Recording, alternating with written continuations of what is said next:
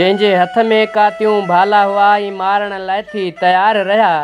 त तरस उन्हनि जे दिलि में हो पे लफ़्ज़नि सां जंहिं घाव कया। तो कोन सुञाता यार इहे बेरहम सॻा मासात हुया। अस्सलाम वालेकुम दोस्तों, प्रोग्राम सरनिसरिया पांध में ॻोठाओ खां माधू सिंह राजपूत जो इंतखाब, शायर जगदीश कुमार नाजाणी सोढा जो ही बेहतरीन नज़म। जंहिंजे हथ में कातियूं भाला हुआ ई मारण लाइ थी तयार रहिया। न तरस उन्हनि जी दिलि में हो पे लफ़्ज़नि सां जंहिं घाव कया। तो कोन सुञाता यार इहे बेरहम सॻा मासात हुया। न की ॻाल्हि हुई हुन चाल करे ऐं मुंहं मां गंदा लफ़्ज़ कढी। उधारियुनि सां गॾु बीठा हुया सभु संग बिरादर यार कटे। हू ॿीहनि जा वञी ॿेली थिया, हू जिंजे कुले हो यार कुॾिया। कोन सुञाता यार इहे बेरहम सॻा मासात हुया।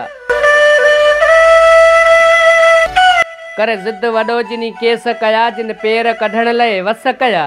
करे ज़िद वॾो जंहिं केस कया, जिन पेर कढण लाइ वस कया। बेग़ैरत जा सभु लंग लुटे बेग़ैरत बणिजी हित लथा।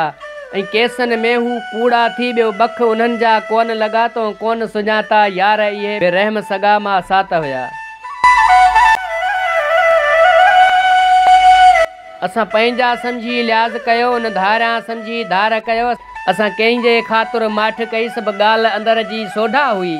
तॾहिं हथ असां कोन यार खयां, हू अॻिते तॾहिं यार वधिया।